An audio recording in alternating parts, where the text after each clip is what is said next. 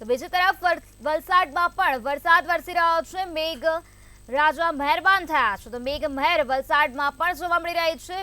વલસાડ શહેરમાં અત્યારે ભારે મેઘ ખાંગા થયા હોવાની સ્થિતિ સર્જાઈ ગઈ છે। તો વલસાડ જિલ્લામાં મેઘરાજાની ધમાકેદાર એન્ટ્રી જોવા મળી। જિલ્લાના તમામ તાલુકામાં નોંધપાત્ર વરસાદ નોંધાયો છે।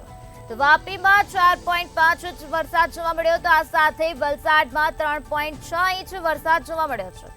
તો બીજી તરફ ધરમપુરમાં 2.2 ઇંચ વરસાદ વરસ્યો, તો ઉમરગામમાં 1.28 ઇંચ વરસાદ નોંધાયો છે। તો આ સાથે કપરાડાની વાત કરીએ તો કપરાડામાં 2 ઇંચ વરસાદ, તો પારડીમાં 1.36 ઇંચ વરસાદ જોવા મળી રહ્યો છે।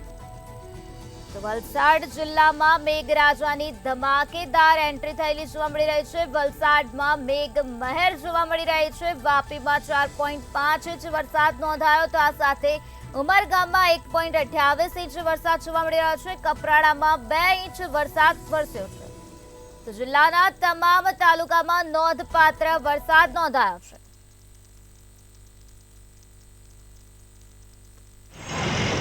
વલસાડ જિલ્લામાં વહેલી સવારથી જ મેઘો મહેરબાન થયો તેવું લાગી રહ્યું છે। વલસાડ જિલ્લાના તમામ તાલુકાની અંદર ભારે વરસાદ જોવા મળી રહ્યો છે। ત્યારે વલસાડ જિલ્લાના વાપીની અંદરની વાત કરીએ તો વલસાડ જિલ્લાના સૌથી વધારે વાત કરીએ વાપીની અંદર 4.5 ઇંચ જેટલો વરસાદ ખાબકી ચૂક્યો છે। વલસાડ જિલ્લાના તમામ તાલુકાની અંદર નોંધપાત્ર વરસાદ જોવા મળી રહ્યો છે।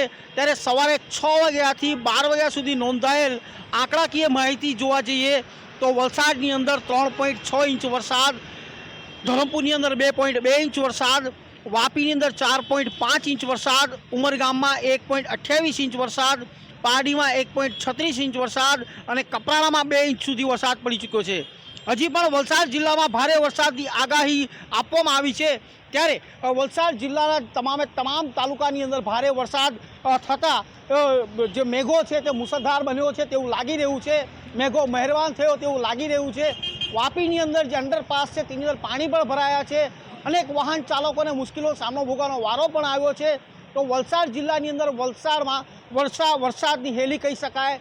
સવારે 6 વાગ્યાથી 12 વાગ્યા સુધીમાં વલસાડ જિલ્લામાં અવિરતપણે મેઘો મુસળધાર વરસી રહ્યો છે। મયુર જોશી, મંતવ્ય ન્યૂઝ, વલસાડ।